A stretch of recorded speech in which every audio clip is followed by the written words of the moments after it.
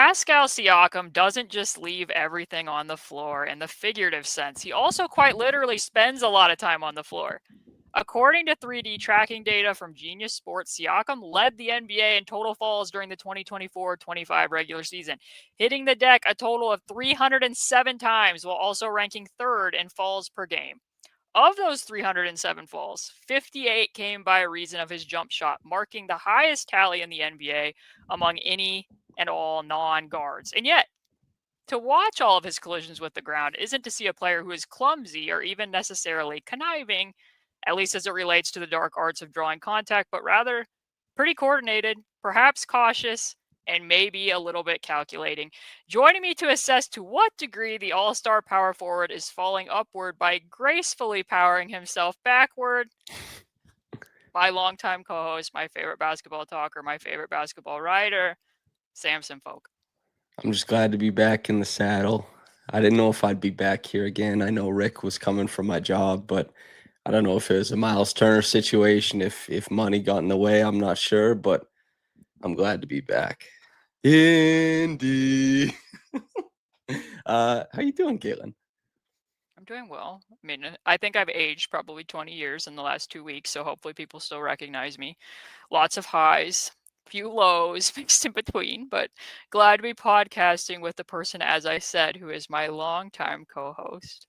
I think we've probably done, I don't know, 25, 30 podcasts together in the last 12 months, maybe? I don't know. We've done a lot of them, yeah. I guess how many playoff games have the Pacers played? That plus, I mean, just the monthly and then bi-weekly and then whatever. We've been podcasting, talking into microphones. And I was actually pretty disappointed. For background, the first time I met Rick, he commented on, you can see my name here, Samson Folk. He's like, "Why do you always make the funny names?" And I was pretty disappointed that he didn't have a funny name for himself to kind of honor that. But, I mean, he did regardless, abbreviate his name. He put Rick C. that's like a rapper's name, you know? I'm Rick C. I can't even put CC as mine because it's too close to the other more famous Caitlin from the state. In case people are looking at the topic of this podcast and pondering from my monologue, how exactly did we land on doing an entire podcast on how Siakam, quote unquote, lands on the floor? I do want to offer some background here before I let Samson talk. And this is very tiny. I realize people probably aren't going to be able to read all this, but just as proof, 7 months ago, one of my patrons sent me a mailbag question, Brad Inman, and he basically is saying in this paragraph here, he wanted to know, in his observation, he thought that Pascal Siakam had fallen down more than any other player in the NBA. He wanted to know if that was true, and he didn't mean it in like a derisive way. He's just like, I've noticed this a lot. Do you think that there's some purpose here, and is he doing it in a controlled way? And I answered and said, turns out this was already a topic that I was monitoring, and throughout the year, every time he was falling down, I was clipping it, blah, blah, blah, blah, blah. That's how we've gotten here. Now, 7 months later, I told him it was going to be a summer project. It is summer. It is the middle of August. And I felt like there's probably not going to be anybody better to talk about this with than Samson because he's watched literally probably every shot that Pascal Siakam's ever taken. He's watched him run up and down a basketball floor. He's going to know, like, how long has this falling down thing been happening? Why is he doing it? Yeah. Et And cetera, et also, cetera. I would always, there was a season where Pascal led the NBA in minutes per game, in closeouts, and in isolations. Can't remember where I got those stats from.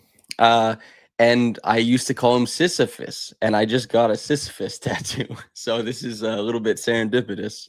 One must imagine Pascal happy as he falls backwards. But he is somebody who has always fallen, and the falls that he usually has now are represent, as Brad said, it's when he's fading backwards all the time.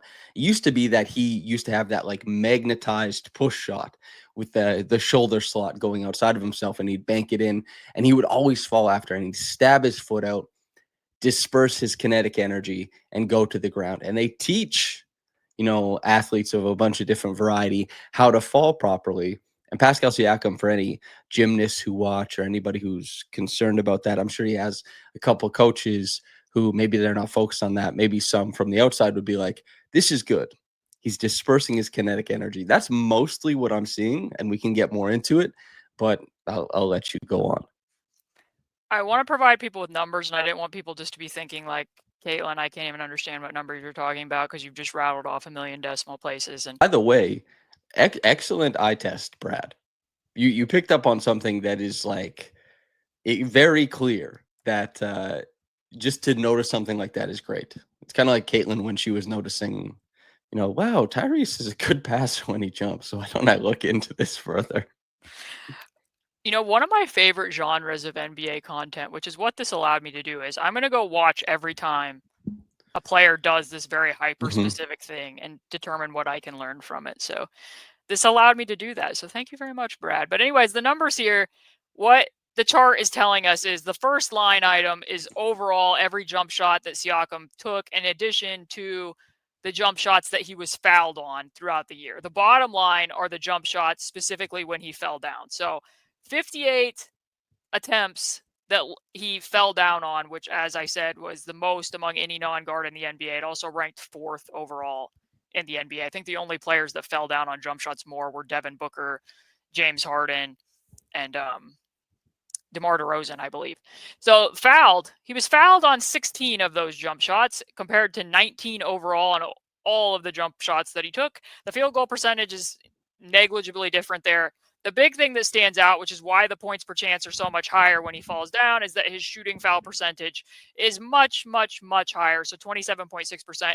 And naturally, I think that makes sense because if you fall down, you're either taking contact or the referee is going to assume that you took contact. So you likely are going to see a higher shooting foul drawn percentage. That being said, which a number that I don't have up there, which people are now going to have to listen to me rattle off, is that his shooting foul drawn percentage on all of his shots, layups, floaters, jumpers, in the post, etc., is 11.81%. So even if, which we're going to look at, is this foul baiting technique from him when he's falling down on this many jump shots, is even if it was foul baiting, it's clearly a highly effective tactic of foul baiting because 27.6% is much higher than his overall shooting foul drawn percentage. So what I did here is I sent all these numbers to Samson in advance. I also sent him every clip that I had of Siakam falling down. And I was like, hey, look at these and tell me what you think and what you're interpreting as to what's leading to this or what it tells you about Siakam's game overall. And then Samson was kind enough to reply with what he wanted to show. So that's where we're going to head next is I'm just going to let him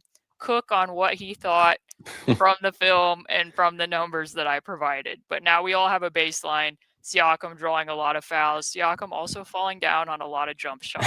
That's what we've established. So basically, I'll prep this. You'll start playing it. The thing here is that Pascal, he does fade a lot, and he loves to fade. And you can see actually if you run that one back right now, Caitlin, you can see if you actually watch his left ankle buckles. And if you see his left ankle on a lot of these plays, his left ankle gives out. And there's also a stat, as you can, we'll talk about it later on, but how fast he gets up from his falls. And the reason why I think this is because these are premeditated falls. And what they do in a lot of, the biomechanical stuff, Derrick Rose is a great, I guess, case study for something like this because Derrick Rose used to always land on one leg and he used to hang on that one leg and he would send a lot of violent, kinetic energy through his leg. And that's why he had all those lower body injuries. A guy like Russell Westbrook, for example, who it wasn't like a jumping based. It was, obviously it was Patrick Beverley injured him with his MCL, but a guy who avoided a lot of those types of injuries despite being so explosive was that he would stutter step on his way down or he would go to the ground to disperse his kinetic energy. Joel Embiid does the same thing.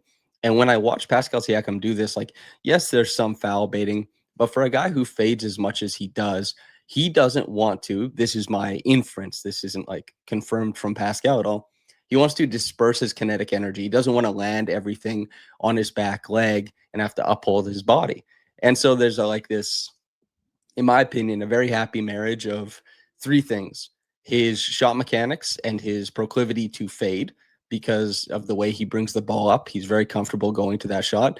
Two, keeping himself healthy and away from contact. And three, foul baiting for more points per chance to get to the free throw line. It makes for a tidy little piece of work from him And that is mostly what I'm taking away, is that this is a marriage of a bunch of things for Pascal Siakam that keeps him healthy. He's never had an ankle injury. I went through his history. He's never had one. Keeps his ankles healthy, keeps his body moving, gets to the line more often, and fits his shot mechanics. It's pretty good. I think it's pretty good. The interesting thing to me, and these were the clips that I picked. I have a total of 2, Samson. You had a whole reel there to go over the top of. Well, when you Is get sent 10 minutes, I mean, you got to find something to look at, I suppose. I didn't want me to have more information than what you had. I wanted us to both be going into it with the same amount of numbers and film. But what you said in terms of like how much of this when you were watching it did you think was him trying to avoid the defender's landing area, or like we said, was him just deliberately trying to draw a foul? I I think it's avoiding the landing area because he never lands on his right foot, right? And the right foot is the one that's closer in proximity to the defender, and his left foot is the back foot, and he always collapses his back foot. Like there's a couple of these where you can see his back foot kind of it or his ankle kind of bends and it looks like maybe it would be a problem. But a lot of these is he's just like kicking, like stutter stepping to get the kinetic energy out and going to the ground. And that's what they teach a lot of people to do. Obviously, you could create more space if you like pushed off. And that's what they'll teach you in like a kinesiology active class, is to like push and get out into your arms and your back.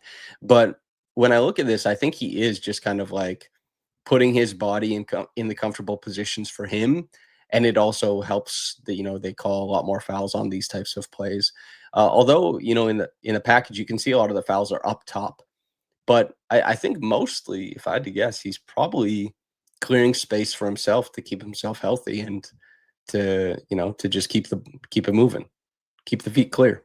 Well, as you know, one of my favorite nerdy things to talk about, because we've talked about it on podcasts many times, is closeout techniques. Mhm. I enjoy watching the ways that different players close out and different teams close out, because sometimes it can be a team-wide preference. So Grady in this Grady game, Dick closeouts, the yeah, stutter step to the corner. You like the that? cartoonishly overshooting.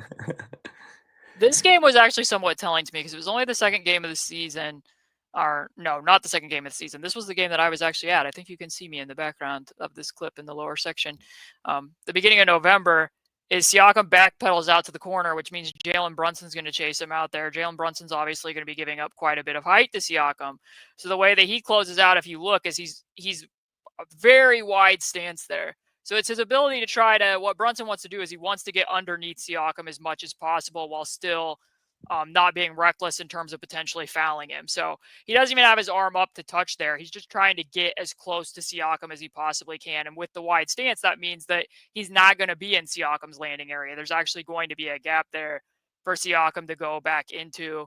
And then it's telling to me that, like, unless he thought that Jalen Brunson's chest was just going to be floating further there, he doesn't really need to be falling down against a closeout from a guy who is giving that much height to him. But also, like, when you're giving him every chance to land by spreading the feet that wide, that is a different type of closeout technique. And it's not like Brunson was guarding Siakam for that entire game. That happened in a scramble situation. So, like, I guess my point being here is Siakam's not going to be thinking about the landing area. He's going to be thinking about his shot and shooting over the top of Brunson. So the idea that he's solely doing this just to avoid the defender's landing area doesn't really stack up for me personally when I watch the clips, especially when you're looking at teams or smaller defenders like this who will occasionally, like, chopping feet is a very outdated thing. You don't see NBA teams doing that much for similar reasons as to why so many more NBA teams are peel switching, because as you, the terms you use, like, it just allows for more kinetic energy than to be chopping feet. But sometimes in this situation, especially if it's a person who, Siakam up until this season when he shot the ball much better at close around 40% for most of the year, most teams would probably rather, like, let's give him a contested three rather than running him off the line, especially when you're giving that much size. So Brunson is slowing himself down there. He is purposely going to a wider stance to try to get a contested shot from Siakam, and there's no way, like, I don't think Siakam's thinking about Jalen Brunson's landing area there. The 3-point shots are definitely different in this regard. as far as like him falling down on them. I do think there's a stark contrast between his 3-point shot and his, the patented fadeaway jumper in the middle. And that's why that is the second clip that I picked. So this is one that most Pacer fans are probably going to remember the shot. Obviously, it was a little bit feisty, testy matchups with the Detroit Pistons, especially in January this year. This was late in the game and effectively the dagger that sealed it for the Pacers. It's a baseline out of bounds play. Tyrese is inbounding it. There's only a second on the shot clock for Siakam to be able to get a shot off. He's moving with his back away from the basket, and some of the stuff that Samson was talking about there, like in order for him to even get a shot off, his ability to release and fade like that, like if you look at what angle he's at when he's actually releasing the shot, and to Brad's point about him extending further, holding on to the ball longer to be able to release at more angles, I think that when you're watching the film, I won't say it for all of the clips, but there were certainly shots like this where, to me, his ability to do this and the fact that he does fall down as much as he does, he's using the floor as a competitive advantage to an extent. That's not going to be the case in every single clip, and I totally like what Samson pointed out. He has a great eye for that, and that's why I wanted to include him in this podcast. But I do think that Brad has a bit of a point, and this is why I started doing this project actually before Brad sent it in, because I haven't seen other players, especially at the size of Siakam, readily doing this, because this is giving him more sway in his shot. If he wasn't able to lean back and then release it almost like a catapult, he's likely not even getting the shot off, or it's getting blocked if he's having to go straight up and down, especially when he was moving away from the basket. Just as a quick thing too, the really interesting thing about Pascal and why this is so, like, obviously a certain percentage of NBA players are going to fall however many times, but the reason why Pascal's is higher is because of his biomechanics, because that's why, like, as a 3-point shooter and as a free throw shooter, you see he has to really lean and settle into his right foot. He's been a right foot toe tapper for a long time to even out and keep his body square, because he has such a bias towards stacking on the left side. And if you look at the way he shoots and the types of jumpers he takes all the time, that one he just hit against the Pistons wasn't stacking on the right side. That's why you see so much sway to get there. But when he stacks on the left side, it leaves the right foot, it will sway out because he puts so much pressure on the left side. He fades so often, and that kick out, it creates like this buffer. He doesn't really get called for offensive fouls. I don't even know if I've ever seen him get called for one. And then it leaves all of the weight on his back foot. And as you said, some of it is creating sway. Some of it is, creating opportunities for refs to blow the whistle, give them chances to go to the line. But a lot of it is he's stacking all of his weight on that left side, needs to disperse that energy. And it's like, as I said before, just that really happy marriage between all those things. It's, when players succeed at things, and Pascal Siakam, I think PD Webb, a long time ago, maybe like 2020, was talking about, we were doing like a draft podcast, and he was talking about maybe Jaden McDaniels about being like a really funky mover. And we talked about him in reference to Pascal Siakam. And he said that, funky movers, he might not use funky, but unique movers have an inherent advantage because a lot of players move similarly. So players have seen that movement pattern many times before and can respond to it accordingly. Pascal Siakam has always been a zag to the NBA's zig because his movement patterns are so funky. People memed the spin move, but part of that is because Pascal moves differently and because he has like this preternatural ability to feel where his defender's shifting his weight. And so he's built his game around that, and that manifests in his jumper, the fading and the falling. Unique movers could be a really fun and interesting entire podcast topic. I asked Pascal Siakam about this, and it was at the start of one of the seasons because Tyrese had scored Tyrese Maxey had scored 40 something, and Tyrese Maxey is a very unique mover, and Pascal had scored like 30 something. They went head to head. It was an awesome game, and I asked Pascal about he and Tyrese both being like really unique movers. And I was like, do you see any like similarities in that? And he was like, no, I don't think I move like him at all. And I was like, damn, I phrased this totally wrong. But since Tyrese scored 40, he's like, I wish I moved like him more tonight, though, because he scored 40. But it also kind of applies to not in the micro skill sense of the players, but to defenses at large, how much more prevalent that's becoming too.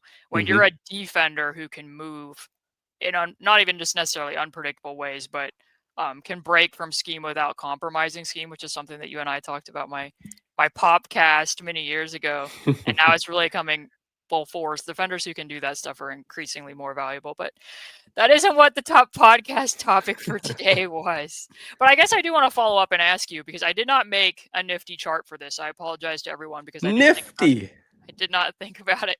And I know that, Kevin Durant, who wants to look at charts when you're talking about basketball anyways, but when you're talking about all this, and I sent the stat to you last night that Pascal fall rate, I guess is what I'll call it, how many falls he has per his jump shot, has been much higher since he's been traded to the Pacers. So in his half season after he got traded to the Pacers, he fell on 12.5% of his total jump shot value. This past season, he fell on over 10% of his jump shot value. And his last full season with the Raptors, that was almost half that. So 6.2% was his fall rate. Do you have any theories as to why this has jumped up since he's been traded to the Pacers? Okay, so there's a couple things that as I say, and I don't know if Pascal would say this. I don't know if anybody around Pascal would say this. I don't even know if it's correct. It's just it is what I think. That I do think that this aids in the health of him and his game going forward, creating that space and protecting his lower half. That going up in the second, like when he gets traded to the Pacers before he is about to go into free agency and sign a huge contract, makes sense to me. And also, the how often it's happening going up as he ages makes sense too.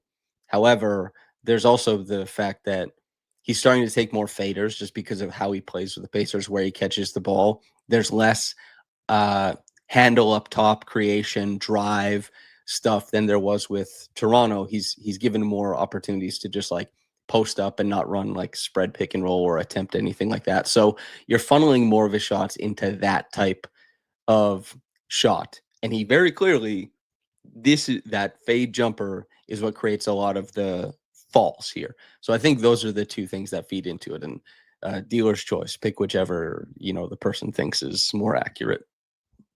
Can I offer you a third theory? A secret third thing, yes.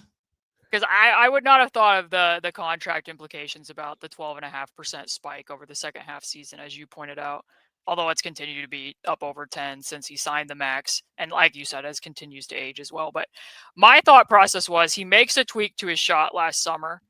Obviously, with the Pacers, there was more emphasis in him taking more threes. He starts making more threes. He's seeing a lot more full closeouts. So his full closeout rate on his jump shot, he's seeing on 60%. That was 68% in the half season with the Pacers. Like his last full season with Toronto, that was barely over 50. So it's a pretty significant jump in how defenses have responded to the fact that he started making shots, which is why I like that example with Jalen Brunson, because that was still very early on in the season. And you could see that Jalen Brunson, as he was running out there, was like, we want to get Pascal to take this shot. We'd rather give him a contested three. And so like 6.396 full closeouts per 100, that was 4.2 in Toronto. Like it makes the skill more valuable to him because he is shooting the ball better. Because if he's seeing more full closeouts and people are trying to get up underneath him, his ability to fade backwards and the mechanics that you're talking about to me, and because of what his role change has been with the Pacers relative to the Raptors, which I do have a nifty shot chart, nifty chart about that one coming up. Well, you can, It there actually was makes it stand out a little bit more. probably 6 plays. I didn't know what you were going to talk about necessarily, so I didn't pick these for my quote unquote reel. But there's probably 6 plays in that 10-minute reel that you sent me of guys running through that 3-point shot. Yep. And it's not even like Pascal has that bias towards his left side, yes, but you can see that it's a different type of fall, that it isn't like this, whatever's going on in the mid range. It's that he is drawing more aggressive closeouts and uncontrolled closeouts. And, there you go. Head to the line. Silly me, the other aspect of this, when I was clipping these throughout the season, I didn't happen to think, maybe I should look at what happens next after he's fallen down on the ground. So I had to go back over the last couple weeks and go into the game logs and be like, was there ensuing transition after this? Because obviously there could be another cost as well. If you're down on the ground And especially if you're in the post when you're doing it and you're closer to the basket, then you could easily be giving up odd man advantages going the other way. And I guess I will ask you, which unfortunately I did send you these numbers, so you're going to know the answer. But like when you were watching him on the falls, were you anticipating that the ensuing transition number would be high or low? Like that I there would would be a assume, fast price to pay? one would assume, just, and I'm not gonna cheat it. When you say like somebody fell down, I'm gonna assume they give up more. That's like somebody fell down. There's an opportunity here. And yet, I clipped all of these. I went back and looked at 58 possessions to track what was the transition impact going the other way. And here's the numbers on it. So fast price to pay, question mark. So the Pacers' defensive transition frequency when Pascal fell down on a jump shot on these 58 possessions was This podcast 6.89%. is so funny, by the way. The stuff we get into, you'll never get it anywhere else. This is so good. This is so good.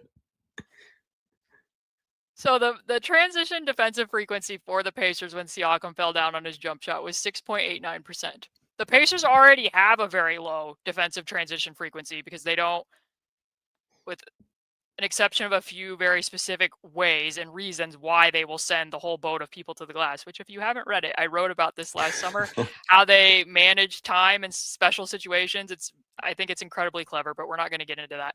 So very low still. They ranked 7th lowest overall in this category. This is from Genius Sports as well, 13.95%. So what you're taking away from this graphic is somehow the Pacers actually did not even give up as much as their overall transition frequency, despite the fact that Siakam was on the ground. So this was only 4 plays where they gave up a transition opportunity headed the other way. And I actually do have the clips on this because a few things stood out to me on it when I went through and looked. And this was one of the clips that Samson actually pulled against Doug McDermott where they get tangled up a little bit there. And this ends up being a transition possession for the Kings. Obviously, Siakam's pointing at somebody to take Keegan Murray. The thing that stands out to me is it needs to be, turn, sprint. If Obi Toppin's playing the 5 and he's the first big back, like you can't be taking time to buddy up with Trey Lyles. Your first job and responsibility is to get back and protect the basket. That didn't happen. Siakam didn't get back in front of Keegan Murray. That ends up being a dunk. The next one I think is a little bit iffy against the Raptors. Siakam's down, but also Aaron did crash there, and it was a swing and a miss. They get tangled up. It's already an odd man advantage. It's not so much because Siakam fell, because he is back with Jakob Poeltl, and they ended up getting a turnover forced anyways from Tyrese. This one is definitely completely on Pascal against the Bulls because Zach LaVine just leaks out from the closeout, immediately sprints to the line and makes a 3. So that's a cost of him being on the ground. This one also is too. He's a little bit frustrated with the non-call there. And then when they get back, he completely loses track of Jalen Duren getting put almost in the spin cycle, and they give up a dunk. Point being is those last 2 fairly egregious, but those were the only 2 egregious plays. Out of 58 possessions, those were the only 4 where the Pacers gave up a transition play. And what stood out to me when I was watching all the clips is how incredibly fast he's able to get up off the ground when he does this. Because here's another one against the Pistons. You're going to see that Duren's going to do a full closeout and get out there to Siakam. They did not call a foul. Unfortunately, the camera panned away here, so I couldn't clip the whole thing. But notice that he was on the right side of the floor when he shot that shot and was on the ground. And yet he's all the way up against Asar on the other side, applying full court pressure as a power forward in the NBA. That's how quick he was able to get up. And then obviously they're not giving up any odd man advantage. This doesn't become transition. Another example against the Golden State Warriors where he's in the post. He's going to be almost even with the baseline once or actually right in front of the basket at the elbow. My bad. When they head the other way, the Pacers after the make wanted to play 2-3 zone. So Siakam's clear at the bottom of the 2-3 zone the other way, and they're able to do that right and flow after a made shot. So I think that both those clips, especially the fact that he could get up and still press on the opposite side of the court, the fact that he could get back and play the bottom of his own, really speaks to the fact that he's not like mourning the loss of missed calls in a lot of situations here. And that's what you should be taking. So again, another chart here that I will point out because it stood out to me so much. I'm like, I'm going to run a query about this. So there were 15 players in the NBA last year who fell on at least 30 jump shots. Pascal Siakam had the highest, fastest average fall duration at just 2.96 seconds. The second fastest person was Jalen Green at 3.15, and the slowest of the 15 was Shai Gilgeous at 4.7. So my eye test matched it, Samson. He gets up very, very quickly on all of these falls to be able to still protect the Pacers in transition defense situations. So, and I suspect that he's able to get up so quick because these are premeditated falls. It's baked in. Also, I love Shai. It's not looking good for him that he's probably waiting on the floor for something there. yeah, I don't really think it's about like how quickly Shai's capable of getting up. Mm-hmm. I think it's about what he's contemplating on his way. Getting Also, up. the last podcast we did, my chicken monologue, I was likened to Homer Simpson. There is a version of Homer Simpson when he's being very like, hoo hoo, hee hee, twee. And when you said silly me to preempt, that's very twee Homer Simpson of you. I'll just say. You I have really like the word twee. You use it often. I love twee because it's not used often and it is really good for this day and age. But I'm like boorish Homer Simpson, chicken man, and you're like twee Homer Simpson, the two versions of Homer Simpson. I feel like the word twee was once used, or that you told me it was used in reference to the book or the movie Little Women. Yes, I Larry feel like David. that's when you first started liking this word. Yes, yeah, I saw it on an episode of Curb Your Enthusiasm because Larry David says that he doesn't like Little Women because everyone was talking about Little Women. They're like, Little Women is the greatest, and he says, no, not for me. He says, I find them a bit mawkish and twee. Oh, don't you love the March Girls? Don't you love the March Girls? No. And I thought that was so funny. And the conceit is that women start hating him once he voices his opinion against Little Women. And once I heard mawkish and twee, I was like, "Ooh, in my vocabulary right now." I have a love-hate relationship with the Little Women. There's parts of it that I really like, and there's parts of it that I really don't. Of course, that's what people came to this podcast looking for. The last aspect of this that I want to talk about, and I think it's going to come from an interesting angle, all these angles that he accesses, given the things that you've already said, but like thinking about this in the long term, again, because we've only talked about the falls from the jump shots, but he actually fell down more times than anybody in the NBA by a fairly comfortable margin. 307 falls. He's over age 30. I Another think that's chart to just throw because up there. Joel Embiid, if he played Didn't play last enough season, games. would have definitely I been the think guy. that I think that he still averaged And more. they're both from Cameroon. Something. I mean, Siakam did rank third in falls per game. I think Embiid has talked about that. Like, I think some of this might go to at least Chris his Herring ability to did fall this. is because um his background playing volleyball. I don't know if Siakam played volleyball, but I don't know if he did either, but because like Embiid's ability to protect himself falling down rather than just like falling like a heap connects to his background playing volleyball, I think. I would like to know Christian Coloco's fall down rate as well.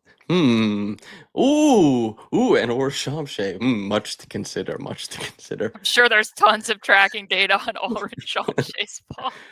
Yeah, we're really relying on my eye test there. He doesn't Okay. fall down that often. So the longevity aspect of this, which Samson already touched on it a bit, but just to reinforce, like change in role for Siakam, especially last season with the Pacers, lowest usage rate since Toronto's championship run in 2019 at just 24.2%.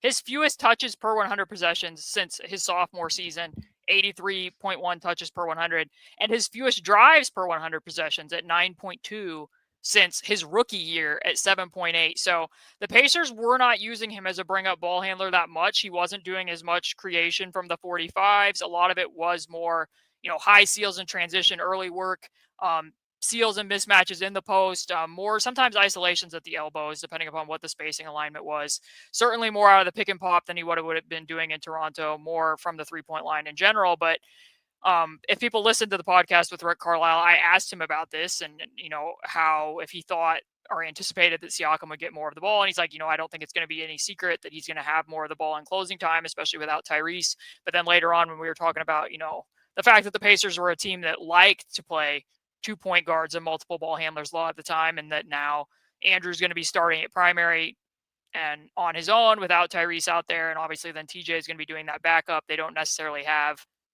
an ink pen third string point guard, although they do have people they can try at it. He was like, they do anticipate that Siakam's going to be doing more as a bring-up ball handler and more from the perimeter than what was the case in the last 2 stints that he's played with the Pacers. So given all of those things in conjunction, the high fall rate, but also what you're saying about, this potentially being protective with regards to his ankles, do you see like any long-term drawbacks potentially from how often he's falling and how he's going to age over the course of this contract, just with this in mind? Longevity wise, Pascal has a couple of things going for him in that he doesn't have a lot of lower body problems and hasn't throughout his career. Two, that he clearly protects himself from that. Uh, Next season will be so interesting because that drive frequency and like the adductor stuff, hamstring stuff, all that kind of stuff. I wonder if there might be like a tweak or something, and knock on wood, but like a tweak or something like that could arise. But he doesn't really put himself in that many dangerous positions. He's pretty good at keeping himself away from that kind of stuff. And his game is more about like controlled interaction, controlled collision, let's say. Not a lot of it is like coming out of nowhere. He does a pretty good job of timing up the weak side. He does a pretty good job of noticing where help is coming from. So he's not crashing into guys unawares that often. And of course, basketball is an extremely like everyone gets injured playing basketball, all walks of life, professional or not. There's too many random movements that get introduced, and it's stimuli is justifying random movements. You can never plan out everything, but he's on a pretty good path in both how he plays, what he chooses to do, and the fact that he's pretty light. The heavier you are, the more likely you are to sustain those injuries. All that stuff speaks towards a guy who should age pretty well. And this is what Raptors fans were talking about, when there was still like this consideration of like, do you sign him? Do you keep him? X or Y? And I was personally of the opinion, I was like, I think he is going to age well because look at how much finesse he has, brought into his game. He is very like we saw what he did in the finals. We saw the way his defense took a significant step. And a lot of that is to do with his gifts and the way he plays, of course. But so much of what he does offensively, he's a completely different player from what he did, even in the championship run, where that playoff run, his usage was 23.7%. But the play style is completely different.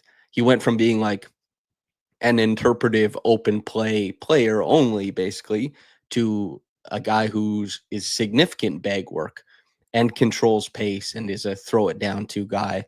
And, that's a wonderful player to play along with Tyrese Haliburton.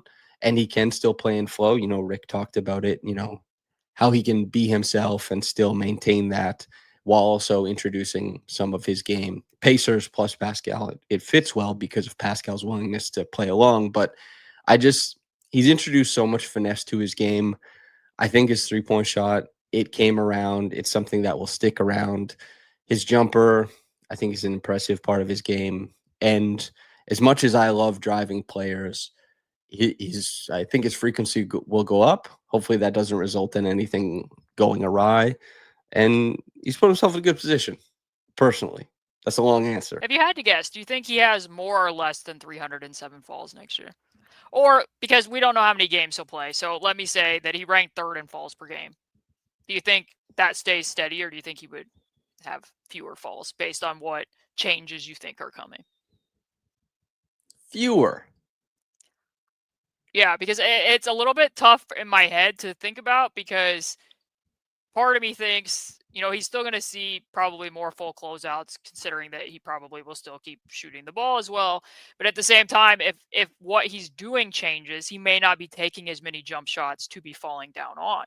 So if he's driving the ball more, if he's bringing it up more and being an initiator, that number might go down. But also, I kind of anticipate the Pacers are going to have to be, which they already were, and I don't think they necessarily ever got enough credit and were somewhat misunderstood, that they were a physical basketball team in a lot of regards last year. I think they're going to have to be even more physical this year because they're not going to have Tyrese as a ceiling raiser out there in a lot of respects. So if they are more physical, that could lead to more of it. But I kind of anticipate that this might drop off a little bit.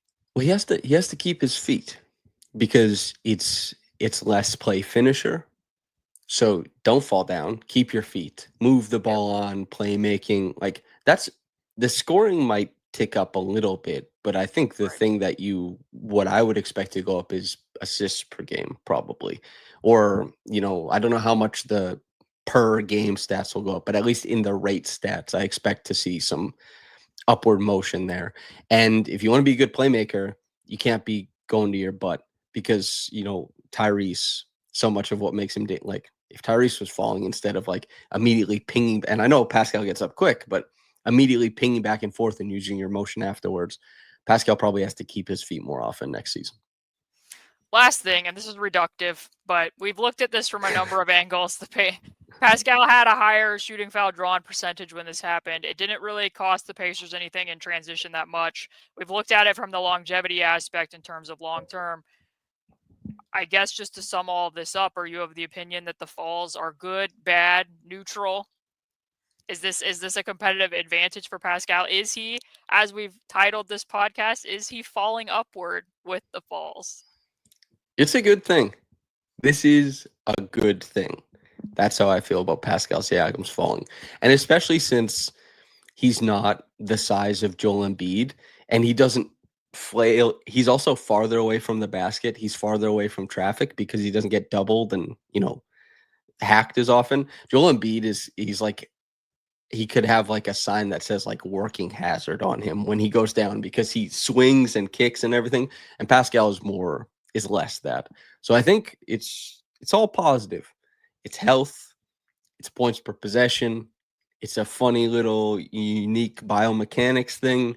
I'm pro falling. Just to wrap up again, the print on this is very tiny, but just to let people know, I do pay attention to all of the mailbag questions that get sent to me every month. Thank you, Brad, for sending this one in. And this is the links that I go to try to provide the best and most accurate information and to bring in insights from other people who I think are going to have decent perspective on these types of things. So when you subscribe, or if you subscribe to Basketball She Wrote, I won't say that all of the questions will get turned into 45-minute podcasts, but once in a while they do. And last summer I did one too about somebody just asked a very simple question: why don't the Pacers use the wing entry for Pascal in the post? And I watched every single post entry pass, and I came up with a fairly compelling answer. But I'm glad that I got to incorporate Samson in this one because I knew he was going to have a lot to add, and I think everyone's probably going to agree with that after if they blasted 45 minutes on Pascal falling down. Then there we go. One thing I really really appreciate about writing for your outlet and talking for your outlet is there is a very healthy symbiosis between writer and listener or reader.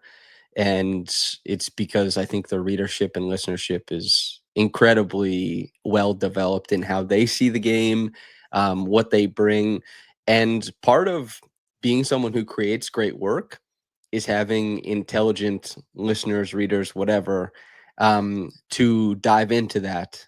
And that gives everything like an extra life, not just in like, let's, for example, like Kendrick Lamar releases something and people dive into it and find its meaning or attach their own, but especially with someone like you is there's an actual back and forth to I guess encourage more in-depth looks at something from an outside opinion. So I appreciate Basketball She Wrote for all of it, all of what it brings, I should say. And if people didn't value the fact that we would sit here and talk on this for 45 minutes, I wouldn't be able to sit here and talk about this for 45 minutes. Exactly. They're who enabled me to do it. So thanks to everybody for checking this out. I guess I'll turn it to Samson and let him know. Do you have any closing thoughts or anything else that you've thought in the last several weeks since we've talked that you wanted to bring up? Uh, hmm. I've been asked a lot about the Pacers and like have had to talk about the Pacers because You've had to. well, I mean this in that the doldrums of the off season and doing a weekly, like we do this kind of whenever, but the Raptors podcast I do with Trey, like I'm doing 2 podcasts a week on the Raptors still. So, it runs a little dry. And so you get mailbag questions that are like, who are the Raptors better than? And I've had to consider at length the Pacers. And so much of it revolves around like what's happening at the 2 guard, what's happening at the center. And having those conversations has just kept bringing me back to like, okay, what's happening here? And I'm not exactly certain. Well, I'm actually pretty certain about what the first four looks like. 1, 2, 3, 4 in the lineup.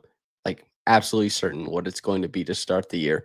However, the future of it, I have no idea. Like none.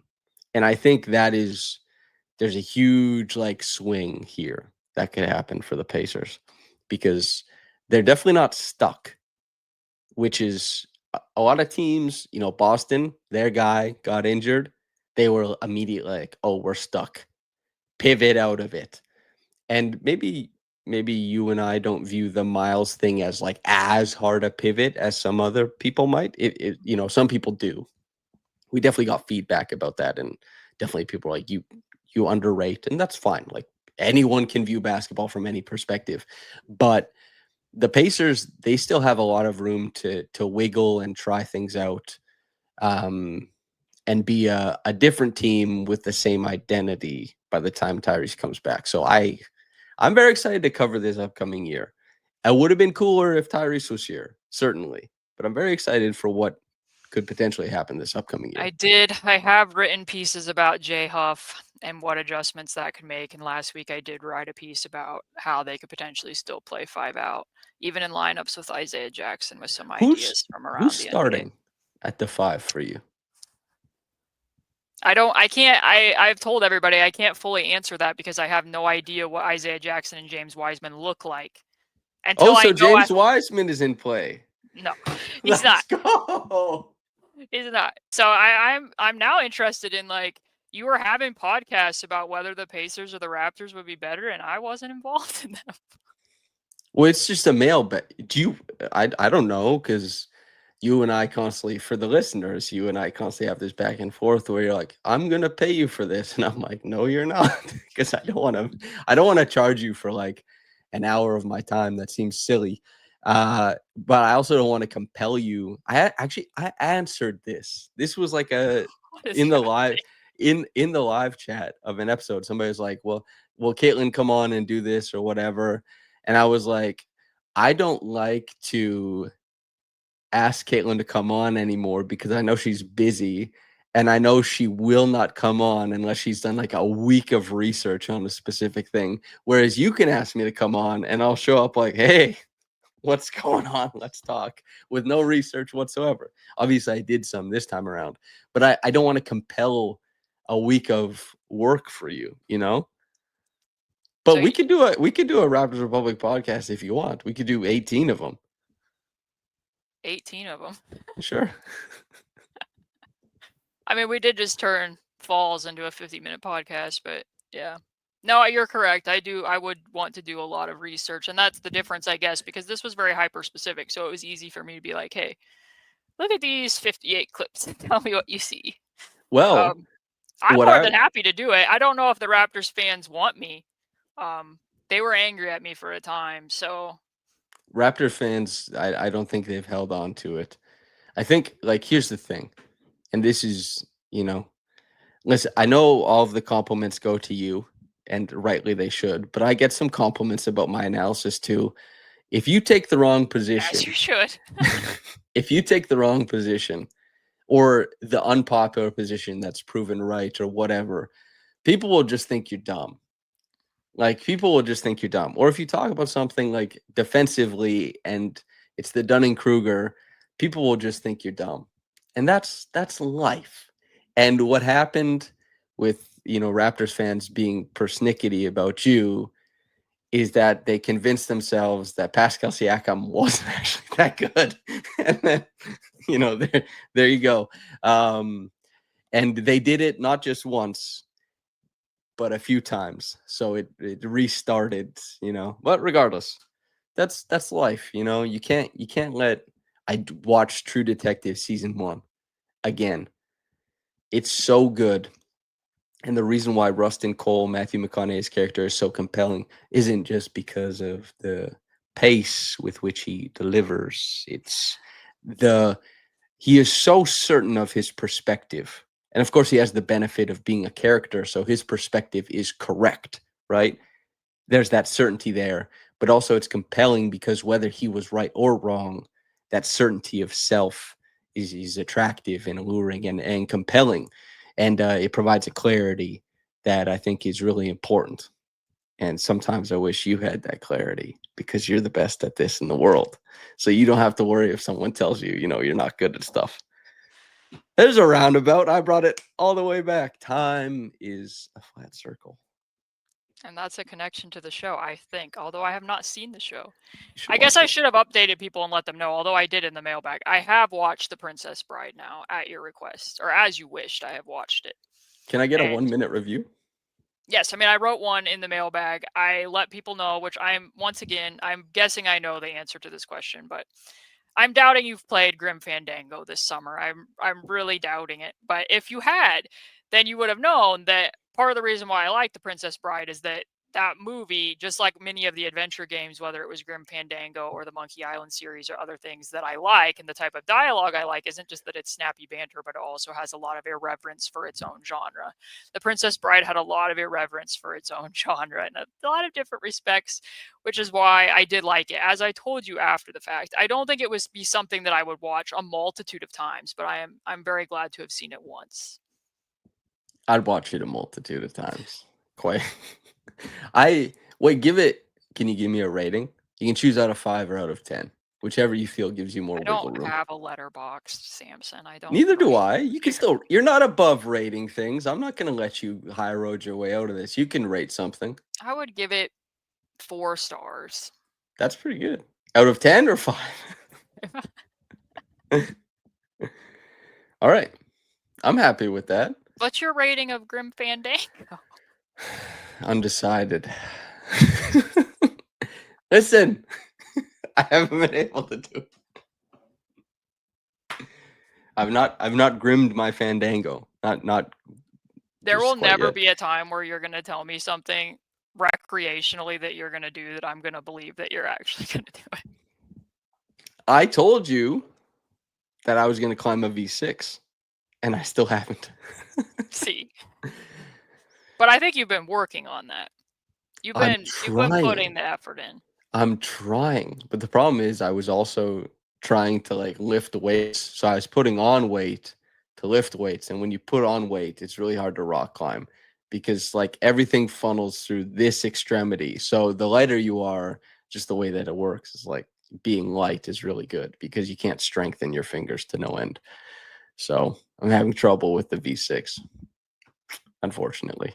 For anybody who wants to keep up with you, just follow me on Twitter. I put my bench press on there. Well, 2 things on that.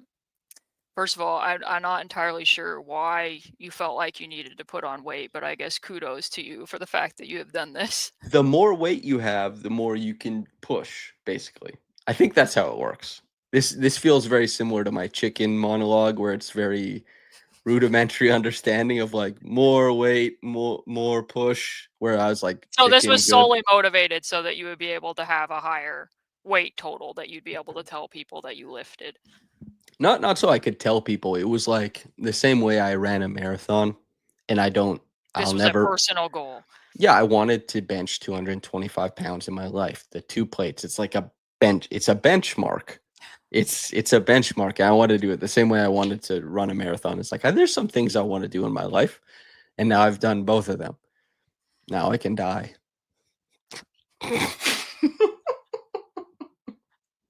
It got very bleak very fast. My next point was going to be to tie all of this up was to say that I'm doubting that if you had a high fall rate that would be beneficial to your climbing aspirations. It's not. Yeah, that's true. I've actually been doing a lot of falling lately. It's been an uphill battle, that off, climb. off the wall. Exactly. Yep, nonstop falling. But I'm a good Okay. faller. Do you have a volleyball background? I did play volleyball. I played power in volleyball, which I don't know. Growing up in this small town, you had to play every sport because Yeah, I was if you going to didn't, say I forgot that Samson competitively played every sport. well, No. not competitively, it's just rural Saskatchewan, so it's not like it matters that much. But you have to play every sport because if you don't play, there won't be enough people to like field a team. You Oh. know, It's an important factor. But I did play everything. It doesn't mean I'm good at everything or even competitive, because rural Saskatchewan, I tell you now, is not the peak of competitive Oh no, you anything. were telling me that there was a lot of professional lacrosse players being pulled from the Well, area in which you live. So I'm thinking maybe it is the peak. well, just in lacrosse, basically. Lacrosse, and I don't know anything else. Is there a Just sport that you feel as though you're either objectively bad at or that you just feel that you don't have a very well developed natural affinity for? soccer, I'm not very good with my feet. Darts, probably not great. Trying to think what, I don't know. Maybe that. I don't throw a frisbee very well. I think that's. How about Golf you? is on my list. Golf is on my list. Oh, I'm I'm actually a very strong golfer. I'm the type of person who I need to have a natural affinity for pretty much anything that I'm going to do. And then I'll work very, very hard at it to become good at it. But if I don't have a natural affinity for it, I'm not the type of person who's just going to go enjoy something that I'm not good at as a hobby. Like I've tried, I went to a driving range, I think twice. I was like, I don't really have a feel for this swing. And that was it. I was like, I'm done with this. I don't have time for that. I think the best first golfer I ever saw was Josh. We played Top Golf in Vegas, Hmm. and he was like, it was the best start I'd ever seen anybody have at golfing. It was incredible. Also, I don't know if it was malfunctioning, but I always like to test how hard I can throw on because it measures the miles per hour. It said I threw the golf ball 116 miles per hour. Now, is it right? Is it wrong? I don't know. But it said I threw the golf ball 116 miles per hour. In case Was your shoulder injured after this? No, I did. I tore my labrum in my right shoulder when I was 14, though, because I threw a discus like a baseball because I was supposed to go into javelin, but they accidentally put me into discus, and I'd never thrown to discus. I didn't know you were supposed to like cup it and then throw it like that. So I threw it like a baseball and I tore my labrum. I was like, oh God, it's terrible. Like right then and there, like you knew it right away that you had Mhm. torn it. Like as soon as you threw it. A last connection between Pascal Siakam and I. A torn labrum. Yep, is Same terrible. person. That does Well, sound pretty bad. yeah. This is what happens Anyway, when you try all the sports without having a background in all the sports. yeah, that's true. I could have saved myself some trouble and pain by being a little bit smarter, but I guess that's life. Okay, well, I don't really have a good segue to how we're going to close this. I've tried a couple times, but I'll just say your goodbye phrase, Samson. Firstly, make sure to subscribe over at Basketball She Wrote. That's how you support uh, 45 minutes of hyper specific analysis and 15 minutes of hyper non specific banter. And I will say, as I say every time, same thing that Rick Carlisle said, same thing that anybody of any stature would say after watching the podcast or reading Caitlin's work. She's the best at the world, best in the world at this, and she deserves your support and me by extension. But hey, it is what it is. Anyway, Are you thanks. still going to be hanging around? Yeah, we're talking contract right now. Is that even though we haven't? I don't know. Like, is some team going to come out and sign you away like Miles Turner, and then you're not going to give me a chance to match? That would be crazy. That would be nuts. Anyway, yeah, I'll be covering the Pacers with you going forward. I presume. I assume. Anyway, like, comment, subscribe, all that good stuff from myself and Caitlin. Thank you very much for tuning in. And whether you got into this in the morning or at night, have a blessed day and goodbye.